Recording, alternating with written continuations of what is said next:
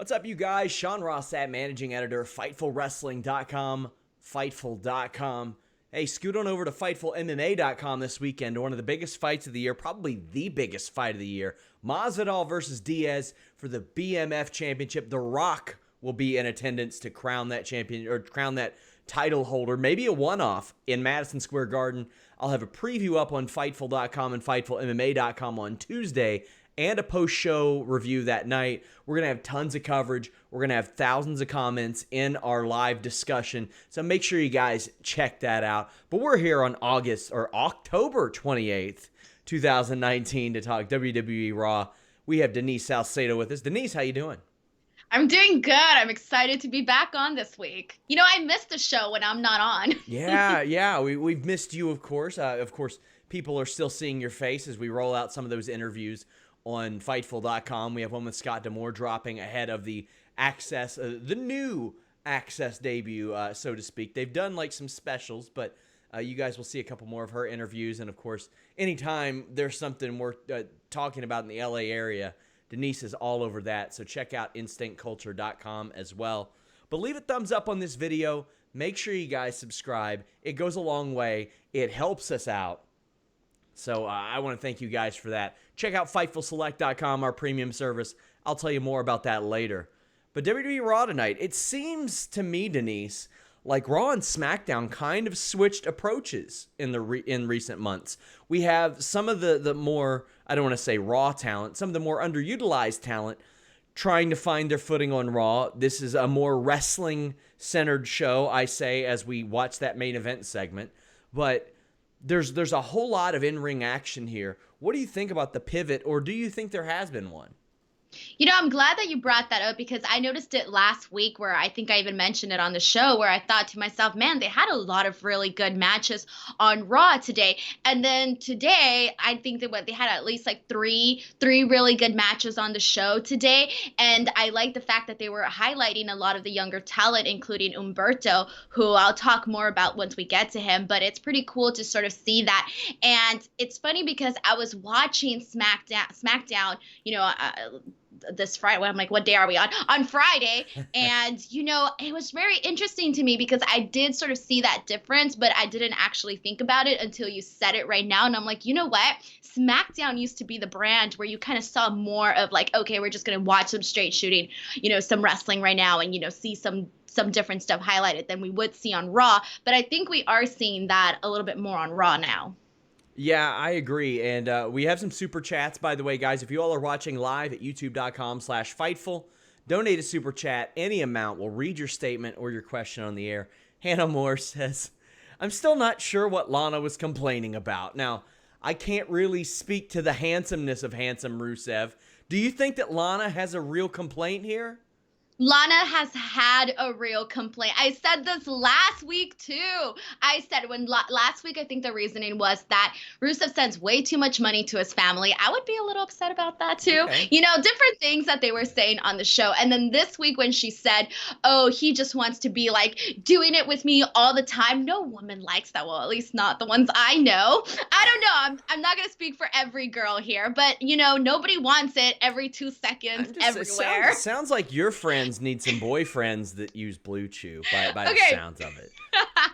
And then, you know, the whole baby thing. All right, again, I know you don't like babies, but, you know, for other people, it's like maybe different reasons, like, oh, career reasons or whatever reasons it may be. So I felt that Lana was justified in this, you know, maybe not the ending, though, where she said the part about him cheating on her because why would she listen to Bobby Lashley? That part didn't make sense. I'll cut a promo on babies later. We'll get there. Best believe it. Gio Rio says it feels as if Vince and Paul can't agree on who gets the rub in Lana's segment. I kind of thought everybody got over a little bit more in that segment. We'll talk about it more, but I'll put it like this, Denise. In 10, 20 years, if me and you are doing a retro review of this Raw, we'll at least be able to laugh about that segment.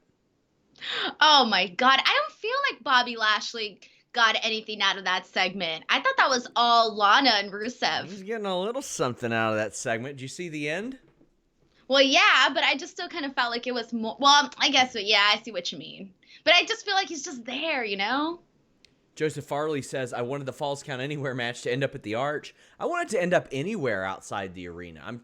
I love them going into different parts of the arena, but I did want to see it outside the arena. But let's go ahead and talk about this opening segment. Paige comes back, and as she says, without further ado, brings out the Kabuki Warriors. Now, she had said on WWE Backstage a couple weeks ago, she's ready to manage them. And boy, when I put that out there on Twitter that she said that, like universally, everybody was like, no, no, no. This is an act, a rare act in WWE that is getting over more because they're cutting promos in a different language than they were with the manager being their mouthpiece. Kairi and Asuka are so just natural and good at what they're doing right now. They haven't needed her. But what did you think when Paige came out? Well, first of all, I did notice that right away, the or whatever she said, it was hilarious. I was like, what, Paige? But when she came out, first of all, I will say she got a really nice reception from the crowd when she came out. Like, it was one of the things I noticed right off the bat, so good for her. In terms of, I just feel like the Kabuki Warriors, it's funny because everyone sees them, as this like very wholesome. They could be like such natural baby faces, but you know what? They are taking what they are being given right now, and they're really making it work. And I kind of like the fact that they're, the fans are saying like, we prefer them cutting these promos in their own language and us not understanding than having what we've seen so many times and so many different variations of having a manager, speak on their behalf. So I do think that because this is more, we don't see this very often, I think that that's why the fans are, responding to that a lot more. And it's funny because even though we would like to see them as baby faces, I just feel like they're really doing their job. They're doing their heel roles right now justice. And they'll be on NXT this Wednesday facing Team Kick, Dakota Kai, Tegan Nox, who earned an NXT tag team or a women's tag team championship match. So I'm excited for that as well. So the Kabuki Warriors take the mic from Paige, and they do it in a way that just transcends language. There was no mistaking what they were doing. They were being asses to Paige. Then they spit the green mist into her face. I love this. It got the mist over, and it was a good way to eliminate Paige without her having to make contact because she's not able to make contact. I thought that was excellent. She does not need to be with them. I think that Fire and Desire would be a good matchup for her. I mean, they've got the history. Just doing something else. I'd like to hear her on commentary. I'd like to hear her try a lot of different things. I thought she was great as the GM or the commissioner or whatever the hell they had at that time. She's been excellent in any number of roles. She was good as a Tough Enough host even, or a judge on Tough Enough. She's really good at a lot of things, but the managing thing just, it didn't click for me. What do you think about them kicking Paige to the curb? I think you can say that maybe it sort of felt forced, like they were trying to find a spot for her, with her managing. I liked it because I liked how the crowd reacted to it. They reacted to it like it was a big deal. And so I liked that aspect of it because even though I was kind of like, okay, I don't really care, but the fact that the audience cared, it made me kind of sort of take a second look at that. Well, Becky Lynch comes out and saves Paige and has a match with Kairi Sane. Dio Madden explained the history of the Mist, which I liked. This match was so good. They've been starting off Raw with some bangers. Like, Becky has to constantly battle both Kairi and Asuka, and I love that Asuka's attempts to distract Becky weren't fruitful because Becky being a dumb babyface is not how you keep her over. She's got to be street smart. She's got to be wise to this stuff. This was a good, gritty match. Becky matrixes out of a pin. My only qualm with the match is some angles on Becky's kicks don't do them justice. Well, I mean, not that they don't do them justice. They're not great kicks, like the one-legged drop kick and the one in the corner. But other than that, man, everything in this match was good besides Jerry Lawler making that goddamn ginger snaps joke. Oh, I'm so over that. But Kairi DDT'd out of a suplex, so cool. Her anchor submission is just awesome looking. Later on, she cracked Lynch with that spinning back fist, and Lynch just sold it dead. That is the best way to sell that. You just fall straight back. Lynch ends up tapping out Kairi, saying, there's a lot of inference here, Denise. Asuka is the woman who has Becky's number. She is Becky's kryptonite.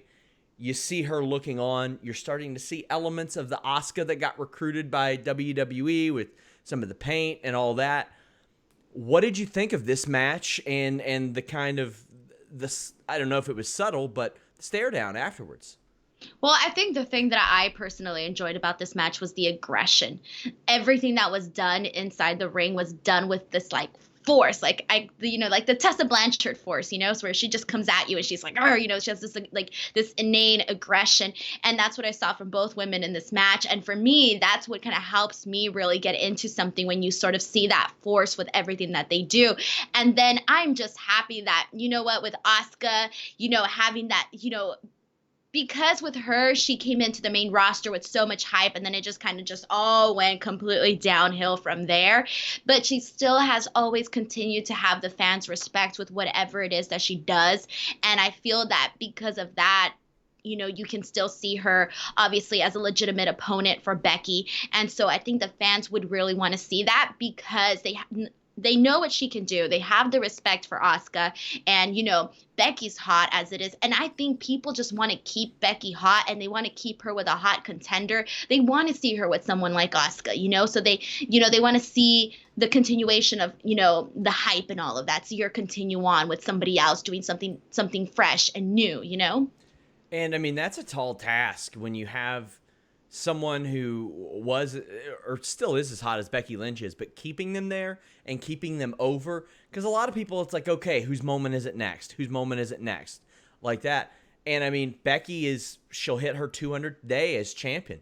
I don't know when she'll defend it, but she is 1 month away, a little bit over a month away from being the longest reigning Raw Women's Champion ever. She'll pass Alexa within a month, and then at the end of that month, we'll hit Ronda Rousey. And I'm sure they want to get her there, because she had that outstanding moment and she earned it. I thought this was just a lot of fun and a good match, and I can't wait for Asuka versus Becky. Becky will get her win back, I'm sure, but why not set it up? It makes sense. I like it.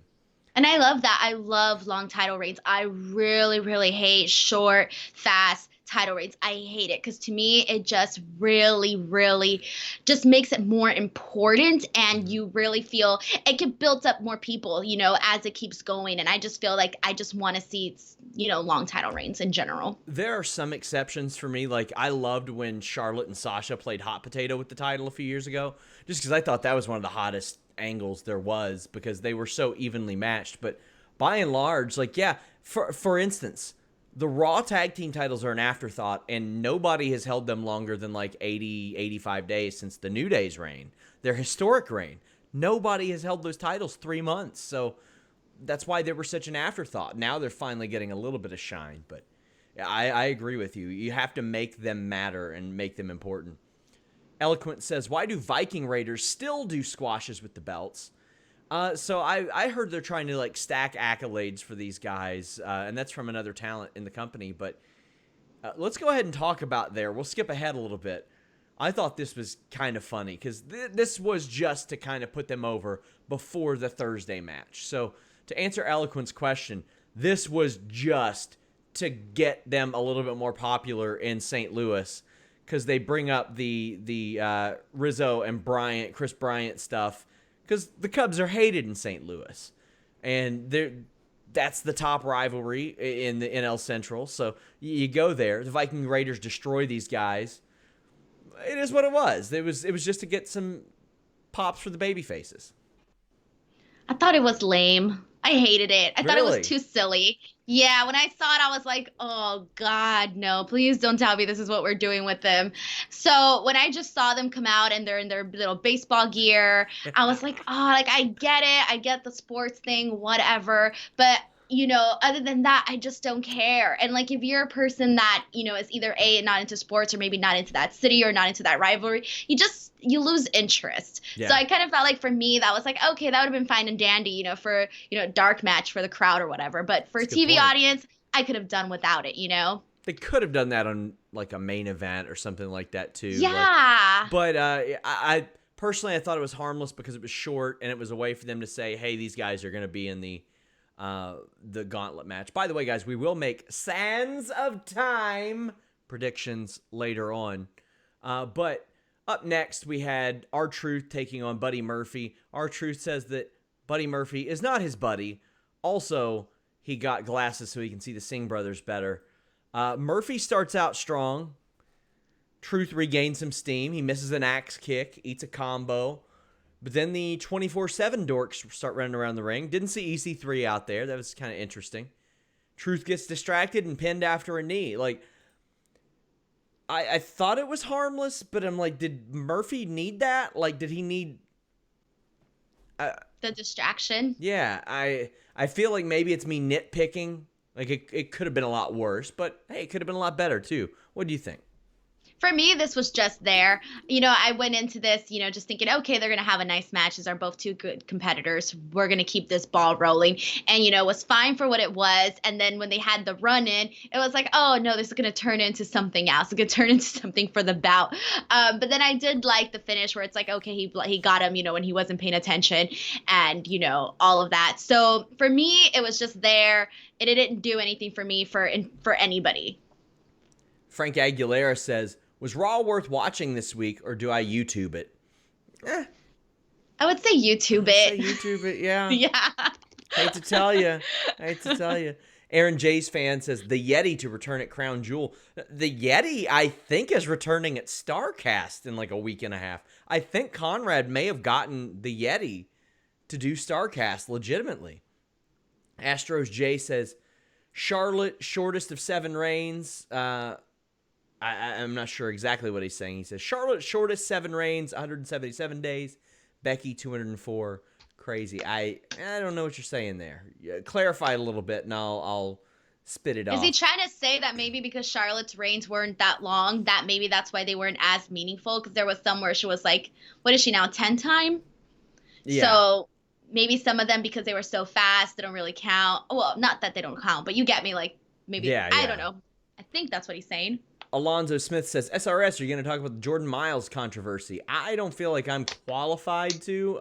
We'll tackle it on the Wednesday show no matter what, but I've asked some other people to write op-eds and do videos for it that have a little more reason to speak about it than I do. Hannah Moore says, St. Louis crowd usually sucks. I was there for the Daniel Bryan heel turn and a dead crowd. There for the go-home Raw before the first Saudi show. Brock and Ronda both. Ronda just debuted a month before and nada. That's disappointing because you would figure a crowd like St. Louis would be hot. And the hottest they got all night was for Orton, but I would figure they'd be a hot crowd. But you know what? St. Louis has really shitty people, Denise, so. I've never been to St. Louis. Me either. What if we have viewers from St. Louis? That's kind of sad. We do have viewers from St. Louis. That's what I'm saying. Oh, we have lots of them. We have hundreds of viewers from St. Louis. But I'm a Reds fan, and I'm a bitter Reds fan. So, tough. Sorry, St. Louis. A city probably full of children. Terrible children. That's why it's so terrible. We get another AOP promo. I just so get the feeling they're waiting until this gauntlet gimmick is done, and either they'll debut there as like the last team, or they'll debut there or re-debut there and run through people, or they'll start wrestling next week. But I think last week you said, hey, kind of ready to see these guys wrestle now. Yeah, I'm super ready. When I hate to say this, but when they came out and they did their spiel, it took me a second because I was watching on my phone and I was working on my laptop, and it took me a second to like glance over and be like, oh wait, I gotta hear what they're saying because they're speaking in a different language, so I gotta read the captions. And so I just kind of felt like, okay, I'm just not interested anymore. I'm done. Speaking of, ready for the next thing. I want your take. You speak Spanish, obviously. How good is Cain Velasquez? How good is his Spanish? I think it's fine. Okay, because fine. I know UFC had him work on it a bit, but yeah, because he didn't speak Spanish like as right away, right? I mean, it's fine for what he's saying. Like he's not going out there and having. See, here's the thing about Spanish is that there's Spanish that, it's professional and you speak it and, all of that. And then there's Spanish that's, conversational, and conversational Spanish I feel is like easier to learn, especially if you're not saying like so many words at a time. But if you go out there and if you were to tell him like full on like go and do like this, really long, really in-depth thing. I don't know how he would be on that, to be honest, because I haven't seen, but I'm just saying, like, I think it's a little bit different, like what you're saying and what you're doing. How do you feel like his promos and what he was saying translated to Well, that? I felt like the first for SmackDown, the promo that he cut on SmackDown, that one, I didn't think about like what, and for that one, I mainly just thought about how there was the lack of connection with the audience. That's how I felt. That was the main thing that came across in my mind when I was watching that. And that was pretty much just what I thought. I just kind of felt like there was a disconnection there, like not really feeling, because there was, I forgot exactly what he was saying, but he's pissed. Oh yeah, he's saying that he was, upset at Brock Lesnar, and he's speaking to Brock Lesnar in Spanish, and then at the end he just does this like roar thing. That drove me crazy, because I was like, okay, you're mad at somebody, you say your feelings, you don't roar afterwards. I thought that was the issue personally for me, but in terms of his Spanish, I think it's fine. To hammer home the roar point, when like I think it was Ivar does that during all of his matches, he like screams for like 10 seconds, but it's always to a quiet crowd, and I'm like, has less impact. It's awkward, It's not natural. It's like you finish, let's say you knock out a guy and you're like, yeah, okay, that's natural. That other was just, that annoyed me so much. Street Profits come out, and I'll say this, they at least have the crowd behind them, but this is such a lazy promo, and they do it so much. They did it with Sasha Banks forever. Because I'm Sasha Banks, and I'm the boss. Because I'm Naomi, and you'll feel the glow. Because this, and then you say the catchphrase. Because I'm this person, then you say the catchphrase. I hate this. Imagine if Nate Diaz did this. Imagine if Conor McGregor did this. Imagine if Masvidal did this. Or John Jones. Or Daniel Cormier. Or anybody that Brock Lesnar didn't do this in the UFC when he was selling millions of pay-per-views. He cut great promos there. These guys are so much better than this. I wanted to cry. I mean, to be honest, I think I'm just used to it. It's like, okay, they're just going to say what they say. And I just feel like either way, like they had the fans, the fans seem to be excited. They have the cool vibe, especially with what they're doing with the OC. Like I think it's interesting, and it's getting them over. Demon Diva does bring up a good point. She goes, like, you don't end every tweet with, and I'm really tall. That is a very good point. Fair, but I've been covering WWE so long that the habit just kind of rubbed off on me. We have another super chat. It says, Orton, hometown boy in St. Louis. Oh, he says, Orton, hometown boy, St. Louis sucks. Charlotte and her shortest reigns add together. Oh, okay, now I get it. PCB reunites at TLC, wins the titles after Rollins and Ambrose-like reunion. I doubt it. I really, really doubt it. Eloquent says, the crowd was hot for that RKO. Yeah, they were. Let's get to it. Flair and Hogan are about out in the ring, and I guess we're running this one back. All right, then. Ricochet hits a dive, sells his ribs really well. We go through Drew's signature spots, and these guys seem to have very, very good chemistry. Ricochet, to me, as far as guys who take back body drops, up there with AJ Styles. They look like they're going to die every time. I love that Drew did the Hogan leg drop and then rolled out and got in Hogan's face. That was clever. I'm a big fan of the crucifix buckle bomb he's doing, like the razor's edge into the buckles. It's just really good.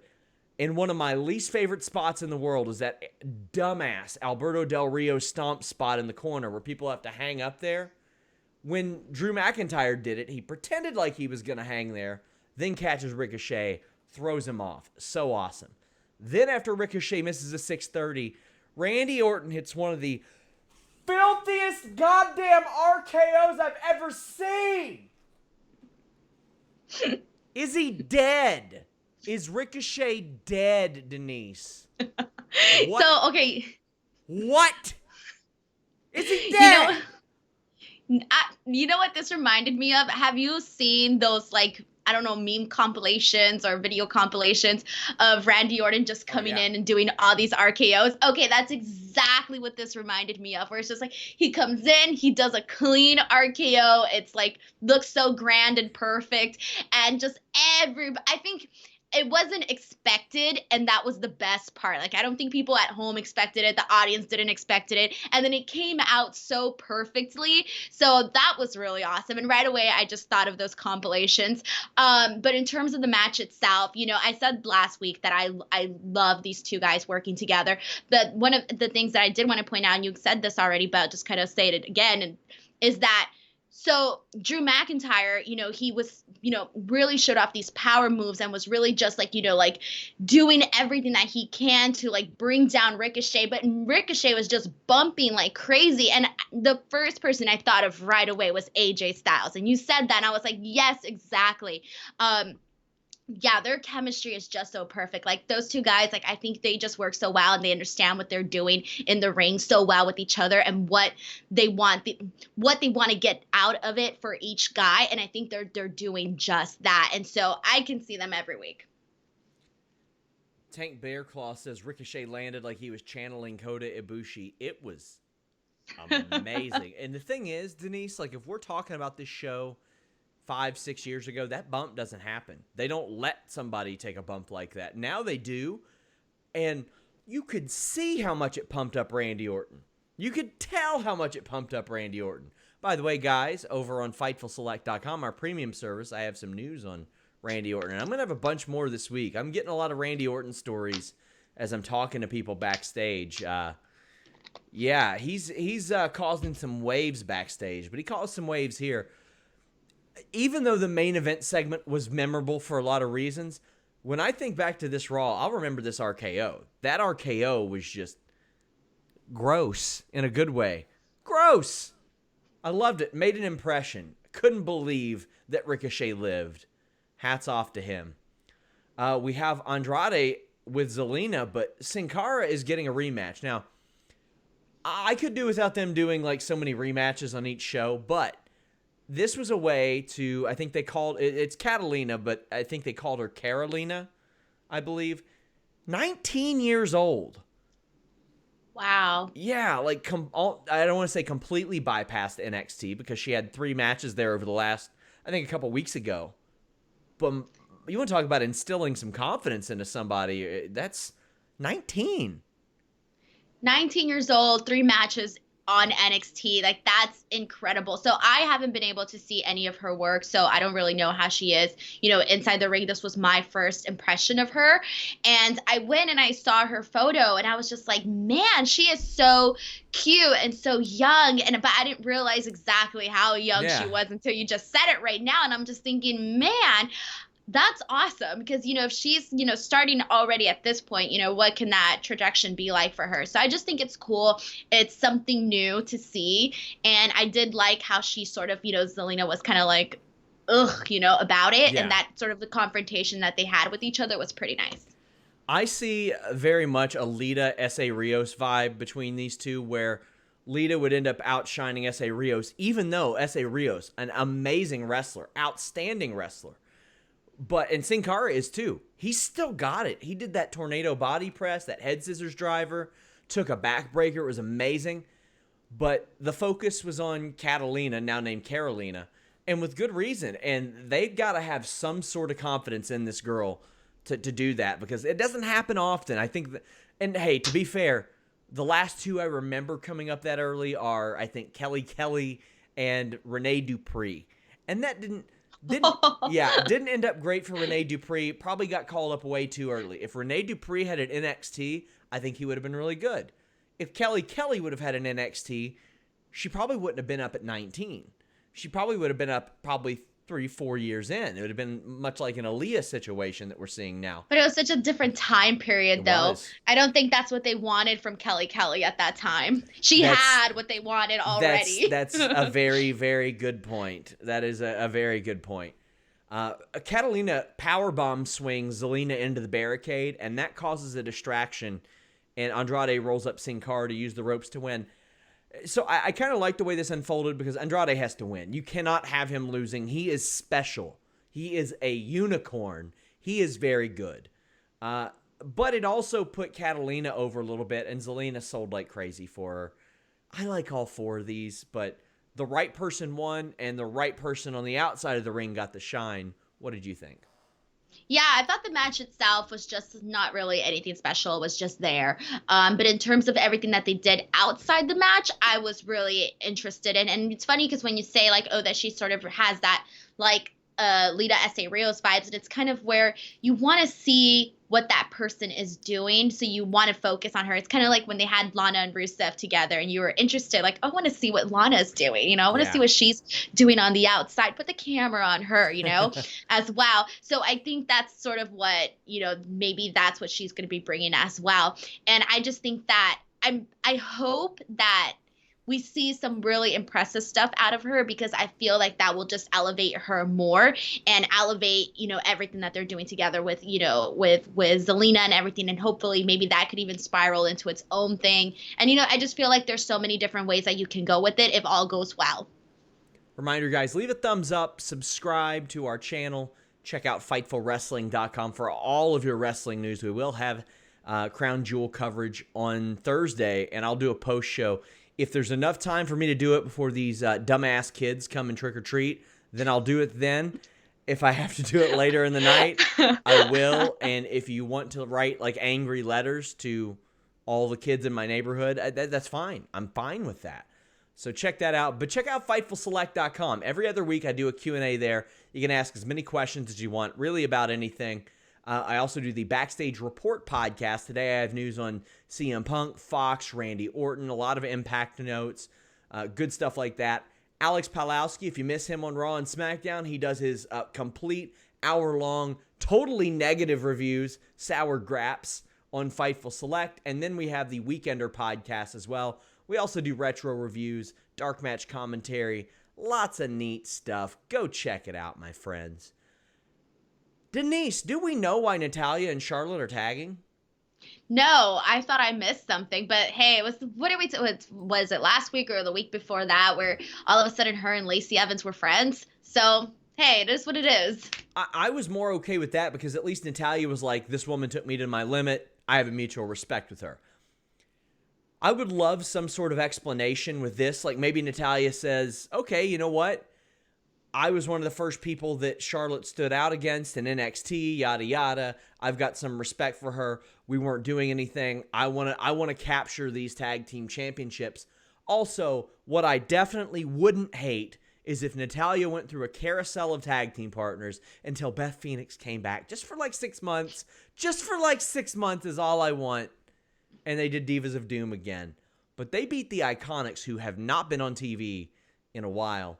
Took me a little bit to get used to, like, Peyton looks different because of her hair and stuff. That's good. Switch it up. A lot of people could take that advice. I've been looking at Seth Rollins in, like, the same looking gear forever, but Vince won't let him wear the white gear. Did you hear about that? No, I didn't. What's going on with that? Somebody asked him at a Comic-Con thing, like at a meet and greet, and he's like, yeah, Vince is old and doesn't understand it. Because he's an old, crazy man, and he doesn't get it. And was it at that thing he did with Becky in Texas or something? I don't know. No? He wore that white Power Ranger gear forever ago, and he gave the gear to like the WWE archivist, and like he doesn't even have it anymore. Wow. Yeah, it would be nice to switch it up, but hey. I liked the era of when everybody wore like different colors and stuff. Like you had Mr. Perfect in like blue and yellow, and Earthquake and Typhoon, and then I like the colorful era, but I thought that Billy and Peyton are much improved in the ring since their time off. They looked like they could have used that refresher. Natalya applies a sharpshooter on Billy. Charlotte hits a spear on Peyton. We get a submission win. Any thoughts on this one? It was a fast one, I think. Like, it was really, for me, I just think that I was focused on the whole Charlotte-Natalya thing, and then I was like, okay, before I knew it, the match was over. And so for me, it was just kind of there. But it's funny that you mentioned that the Iconics were, you know, getting better, because I actually noticed that, like, before they left, that they had already had this vast improvement, you know, since, you know, when they first came on to where they were after, you know, sometime before WrestleMania. And so to sort of say that they had that other improvement again is pretty cool. falls count anywhere. I liked that Rollins, before this match, acknowledged that Rowan was a member of the Wyatt family. That was good. They brawled all over the place. I thought this was a lot of fun. They went up to the concourse. Rowan put Rollins through a table I think it was for a 2 count. We come back from a commercial. They're back in the ring. I thought some of the offense here was softballed in, like the suicide dives took forever, and the stair shots were like, I was like, oh, come on. You can do better than that. But Rowan powerbombed Rollins into the ring post. They go up the ramp. Rollins stomps Rowan on a ladder backstage and then makes a guy crush Rowan with a forklift and pins him. The most shocking thing about this is the forklift has turned on Eric Rowan. He did all that work to try to kill Roman Reigns with a forklift, and no loyalty from the forklift or forklift operators. Sometimes it's your own people. No, you can never. Rowan doesn't have anybody watching his back anywhere. Such a shame. Your thoughts? Honestly, I like the part where they were out on the concourse and they were doing, he put them through the table. Then they had all the merch falling. That was kind of fun to see, And I think it's always fun for the audience and, little kids, they mark out when they see that type of stuff. The in-ring stuff was pretty good, but I did kind of feel like the ending was kind of just there. I was like, but okay, it's just, it's just a Raw match. It was kind of put together, really out of the blue. So I was expecting a little bit more for the finish, especially when they went back there and they had the forklifting. I started thinking, oh, well, what are they going to do with the forklift? And then when it was just kind of like squishing him, it was, okay, there you go. That's cute. That was it. Somebody says, or it was just Elizabeth says, between Friday and today, which crowd was better? Well, I can't remember really anything from that Friday crowd. So I'm going to say tonight just because of the Orton spot. But what do you think?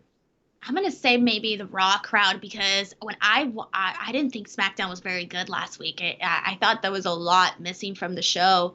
And it was, I even thought to myself, man, Raw last week was Raw, not this Raw, but the last Raw was better than this Smackdown, which was kind of surprising to me. But then I figured, okay, well, they're on FS1, so maybe they're not going to be putting all their eggs into this basket for the show, so.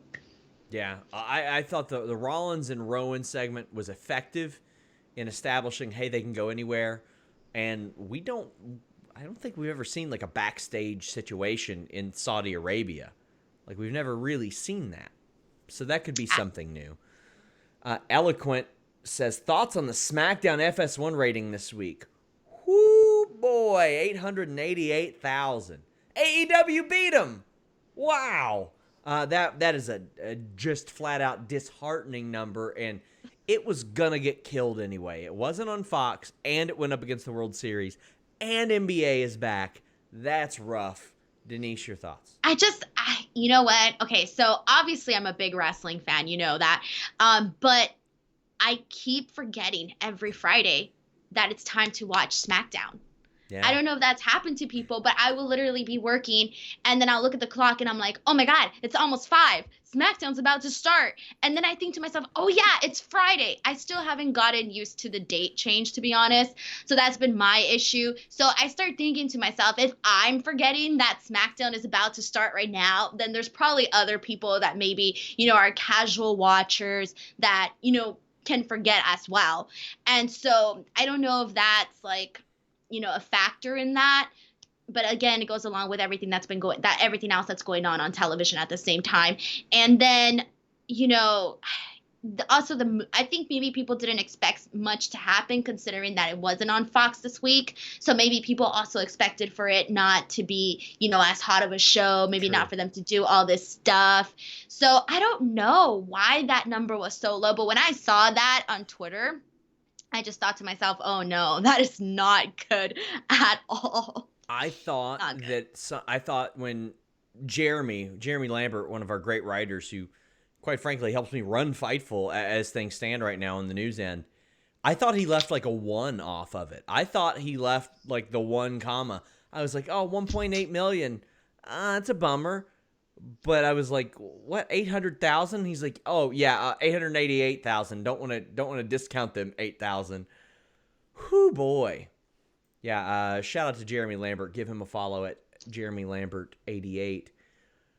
Oh man, somebody. You know what I will say? This is totally side note, by the way, but I just thought about it right now. So I don't know about you, but have you like throughout the years, have you ever been like at a nice restaurant and you look up at the one TV that they have and they're showing pro wrestling on TV? That doesn't happen very often, Yeah. right? So I was at this like fancy restaurant in Manhattan Beach on I think it was what Wednesday, and I was working and I look up and they have one TV, and the one TV that they had on, they were showing AEW. Oh wow. And I just thought to myself, what in the world? I was like, this is like a restaurant that's fancy and they're showing AEW and not WWE right now. Yeah. I just thought that was insane. Like for me as a fan, never having seen that was very interesting. So I don't know. I just thought about that right now, thinking about Fridays and all I of this. think the only time I've even seen it on at a restaurant, me and my friends would go in college. We would go to the Mexican restaurant and watch Lucha Libre on Saturdays because we didn't have any other way that we could watch it. So we'd go there and eat and watch it. But here, even in Kentucky, where you would assume Southern and wrestling and all that stuff, and it goes hand in hand, never see it here. Never. It's so wild. There is a brewery that said that if I come host an event, they'll show wrestling there, and I was like, okay, we'll do that. I like them. But we don't get any of that love for pro wrestling out here. What a shame. What a shame. Tank Bear Claw says, good to see heavy machinery used in the match. Very clever. Very clever. Otis and Tucker. Yeah. Very clever. We see AJ Styles defeating Humberto Carrillo. OC say that Carrillo should have made his debut against Styles last week instead. And you know what? I criticized Carrillo a lot for that pay-per-view cruiserweight title match he had. I didn't think he was good in it. I thought he was flat out bad.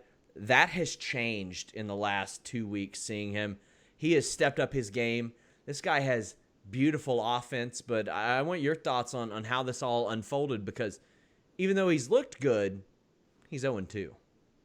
Yeah, but hey, he's 0-2 against Seth Rollins and AJ Styles. Mm-hmm. I mean, if I'm going to come up to make my big debut on, Monday Night Raw, and I have two consecutive weeks where I'm a main part of the show and I'm going up against Seth Rollins and AJ Styles, I call that a win. So for me, I just feel that I really like what they're doing with him in terms of they're putting him up against guys that, if you're a fan and you're watching and, you're thinking, oh, who am I going to get behind of? And you start seeing this kid who's coming up and, he's making the rounds and he's trying to make an impression. And you see him have matches against Seth Rollins and AJ Styles. As a fan, you're going to want to cheer for that. You're going to want to see someone new and fresh you haven't seen before and that they're making a big deal out of. To me, him having matches with both those guys is being made a big deal of, because you don't really see that often. And, he looks cool and he does cool moves. So I feel that is an attraction that's going to capture, fans, and they're going to want to see him more. So to me, this is a win for Humberto. Good for him. They like him from what I can tell, from what I'm seeing on TV. So I feel like that's all you can ask for. Oh, yeah. And really get the ball rolling and do your thing out there. So, hey, good for him. Dude got some hang time on some of his offense. The only part I didn't like, the Aztec press, I think needs a lot of refining. But even his moonsault that was a little bit off still looked good. AJ's reverse DDT. Hoo boy, that was a good one. A good one. He taps out Humberto, and AJ fakes shaking his hand, gets punched in the face. The Street Profits make the save. You could do a lot worse than setting up a 6-man with this, but I get the feeling it's going to end with Carrillo pinning Gallows or Anderson. Like I said, that's fine. It's fair. It makes sense. Street Profits have had an issue with the OC. So does Carrillo now. I like it. It's fine. It was effective. They're kind of easing him in. Well, they also need to build young stars, young new people, and we don't really see that often. And I feel like we're finally getting that with him, at least so far these last 2 weeks. That's not a big time frame, but also the fact that that now he's sort of meshing in with the Street Profits, and the Street Profits have been getting over as well with the fans. So I feel that collaboration is cool, and I think fans want to see that. It's time, Denise. The main event. Oh my gosh, I almost forgot. Oh, we haven't even gotten to this part of the show. Oh man. Oh, the reminder. All right, I'll let you start. So it's the King's Court because Lawler's got to be there. Lana comes out and she goes, "Hey, listen, guys. Rusev just wanted to have sex with me." And Rusev says, "Can you blame me?" And Lana says, "He wants to have sex everywhere, all the time." And the crowd erupts. The crowd erupts. Just going crazy. Because Lana confirms what we've all suspected, Denise. That Rusev's keeping a good hard penis. Thanks to BlueChew.com, code Fightful. You know what's up, guys. You know that Rusev's taking that Blue Chew and he's staying ready. He's staying ready. Doesn't matter where he is. Maybe he's at Goodies shopping for clearance polo shirts because they're all going out of business. Maybe, I don't know, maybe he's at getting frozen yogurt. And I don't even want to speculate or make any puns there. But the thing is, he's got to keep his penis real hard. He calls it the accolade, if you know what I'm saying. And he gets that accolade going. Thanks to BlueChew.com, code Fightful. It's the first chewable with the same FDA-approved active ingredients as Viagra and Cialis. So you know it works because Rusev's just throwing it. Just slanging it. Doesn't even care, man. And he didn't have to go to the doctor to get it prescribed online, shipped straight to his door. Discreet packaging. You didn't know about this till Lana told you about it because it's discreet. Also, even though he's making that big WWE money, and so is Lana, he gets it for free. Using that code Fightful, just pay $5 shipping. Mailman's got to make his money. We know all about the mailman and his habits, so got to pay for those. BlueChew.com, code Fightful. If you're a sex addict, this is a fantastic deal. Even if you're not, maybe you'll become one. It could be a lot worse. You could be addicted to a lot worse things. Come on. Come on, guys. Let's fucking go. So she says that Rusev wanted to knock her up. And it was at this point, Denise, I said, I'm with Lana. No kids. I'm with Lana too. She didn't want stretch marks. She didn't want to ruin her modeling career. I'm with you, Lana. I'm with you.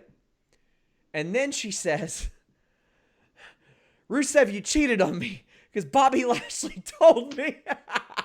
And why would she care what Bobby Lashley says at that point, though? That's what part made no sense to me. Oh, man, this is great. And Rusev goes, he's talking shit. And they censored it. Is that what they censored? I was like, wait, what did he say? I didn't catch that part. I was like, yeah, I didn't catch that part. I was like, what did they block? Did I not hear that? Well, let me tell you. I'm all in on this now. They did it. It's so ridiculous that I can't help but to enjoy it. Lashley comes in, gets his ass kicked real proper. And then Rusev, feeds him the wedding ring. That was a nice touch. Yeah. Lana tries to attack Rusev with the kendo stick, but then Lashley hits Rusev right in the kendo stick. Lashley and Lana make out to end the show. Denise, there is a lot to break down here. Oh, boy. Okay, so first of all, Lana definitely had... Okay, so when I first saw that they were doing this, and then when I realized it was the main event, I was like, you're kidding me, right? This is the main event here. This is what we're closing the show with. And I just thought to myself, that's very ridiculous. And then, she comes out, she starts saying how, that he wanted to have sex everywhere. And I just thought to myself, I cannot believe how many times I'm hearing this word over and over right now. And it was just so funny. And then when the crowd erupted because they just thought that was super awesome of Rusev, I just thought it was hilarious. I was like, I love how the crowd is Rusev's a man. He should want to get it from Lana all the time. Look at her. And so I thought that aspect was hilarious. And then the part where she said that he cheated on her, I thought to myself, okay, well, now this is not making any sense anymore because why would she? This just doesn't make any sense. So, okay, he cheats on you. Why are you still with him? Like, you guys should have been divorced technically. So, there was just a bunch of questions. And then when she said, Bobby Lashley said, I thought, I kind of wish that they would have had a different reasoning, like, oh, I saw you, or oh, don't act like I don't know about her. The part where she said, oh, Bobby Lashley said, I didn't like that aspect of it because I thought, okay, they could have made it a little juicier, you know? That was so But lame. That's such like a middle yeah, school thing. Like, yes. It was a lot of just no. And then the part where he shoves the ring inside Bobby Lashley's mouth, I just thought, okay, that's a win right there. And before I knew it, I was into it. And I just thought I couldn't decide if it was so bad that it was good or if it was actually good. I still don't know right now. I don't yeah. know how to feel about that. Like, was it really bad that it was good? Or was it genuinely good, or have my expectations just gone It's really like, down? yeah, here's the thing. Like, if this segment did not happen and they never talked about it again, okay, cool. But it's like, it's hit that rare, and it's rare territory. I watch the Katie Vick stuff now, and here's the thing. Because I don't have to worry about dealing with it the next week on a review, I can laugh at it. But it's so bad. It's so bad. That was Raw, guys. Oh, boy. Eloquent says, are you a fan of NWA Power? I love NWA Power. I think it is simple, effective pro wrestling. Have you checked out any of it yet? Not yet. It is worth a view. It is as advertised. It's very good stuff. But it's Thursday. Here we go. As we call it, Sands of Time. But it's Crown Jewel. We're going to make our predictions. Mansoor versus Cesaro, this is the biggest slam dunk of them all. Mansoor's winning this match, Denise. He has to. Can you imagine that pop? For sure, 100%. Braun Strowman versus Tyson Fury. I am predicting a double KO finish here. I think that's the way it should work. I don't want to see Tyson Fury beating Braun Strowman. Also, I think Tyson Fury is likely to come back in the future. And I think that Tyson Fury, as much of a raging asshole that he is, and a deplorable human, I think he's smart enough to realize there's money in doing this again down the line. But what do you think? I think I like your idea, but just to be different, I'll just go with Braun Strowman because Sure. he has to win. Like, he's there with the company. You know, they've been pushing him all this time. Why have it go to waste? So, hey, Braun Strowman. I wish I had that confidence in this company. Tag team turmoil to determine the World Cup winner and the best tag team in the world. The New Day, the Viking Raiders, Heavy Machinery, Lucha House Party, Zack Ryder and Kurt Hawkins, the Revival, the OC, Ziggler and Rude, and the B Team. Any of those jump off the page to you? It could go either way. It could go some random way, so I'll just go with the Viking Raiders. Although it'd be fun if the Lucha House Party won. I would be shocked if the Viking Raiders didn't win. I think they're trying to stack up the accolades. IWGP, Ring of Honor, NXT, WWE, and greatest tag team in the world. Oh, this crew of people. 20-man battle royal for the shot at the United States Championship. R-Truth, Buddy Murphy, Sunil Singh, Mojo Rawley, Eric Rowan, Sin Cara, Brian Kendrick, Tony Nese, Akira Tozawa, Shelton Benjamin, Andrade, Apollo Crews, Drake Maverick, Eric Young, Luke Harper, No Way Jose, Humberto Carrillo, Cedric Alexander, and Heath Slater. The way things are going, I would think it'd be Carrillo. But if they wanted to give somebody, Saudi Arabia, somebody they know a little bit more, maybe R-Truth. Who do you see winning this? I was gonna say Buddy Murphy or Humberto. Cool. That'd be cool. I don't. Just because I feel like they've been saying a lot of good stuff about Buddy Murphy, and they've been kind of going there with him. This would be something, you know. But if not, maybe Carrillo. Now, what do you think about the title match that follows it? Because AJ defends against one of those guys. Oh, well, see, now that changes things. Yeah, because I immediately feel, afterwards, AJ, well, not immediately afterwards, but later in the show, yeah, AJ yeah, defends yeah. the title. I mean, I just feel like no matter what, AJ's gonna come out on top. So I just feel like because they're already doing so much good with, like, they're already doing so much big stuff on this particular card Sure. that I don't think they're necessarily gonna want to make like a big moment with AJ Styles and whoever wins this match. So I have a feeling that no matter what, it's still gonna be AJ that wins. So either way, I guess whoever wins, it's just not gonna be like an OMG thing, you know? Notable, no EC3 on this show, no Matt Hardy. Those guys haven't been on TV lately, have been, I mean, those are a couple of the guys that are pretty outspoken when they're not used at all. So I think that's pretty interesting. A couple of guys that aren't on this show. I'll kind of sniff out who else isn't on this show as the date gets closer. But we have Seth Rollins defending against The Fiend, Bray Wyatt, Universal title, falls count anywhere, can't be stopped for any reason. Well, beside the pinfall, I assume. Do you think The Fiend gets it done, or do they keep it on Seth Rollins? I don't know. Does it even matter at this point? I'm just gonna go with the Fiend because the Fiend deserves some justice. I think it's got to be The Fiend. Oh, man. Unless they pull a trigger on a double turn that I heard was originally in the cards, somehow the Fiend's got to win. Or they got to have a real good creative way to get out of this. I just don't know how. Well, I could think like maybe if, the Fiend kind of has those contradiction parts of his personality where maybe he's about to do something really bad, but maybe the non-The Fiend him, Bray Wyatt him, comes out and maybe he has that conflicting character issue. That would be something. But no, he has to win. Brock Lesnar defends the WWE Championship against Cain Velasquez. Based on what I've seen of Cain last week, I would find it hard that they would put the title on him. If they do, that gives them a little bit more flexibility as it pertains to titles on whatever brand, because Cain has not declared a brand yet. So Cain could be on Raw or he could be on SmackDown. So if The Fiend wins, takes the Universal title to SmackDown, Cain could win the title, take it to Raw. But I don't know if WWE has the confidence in him to carry a program with anybody, since he's got Ray cutting his promos for him. Also, Ray's on SmackDown. Supposed to be anyway, I believe, right? I think he's supposed to be. Yeah. Yeah, so with that being said, who are you predicting?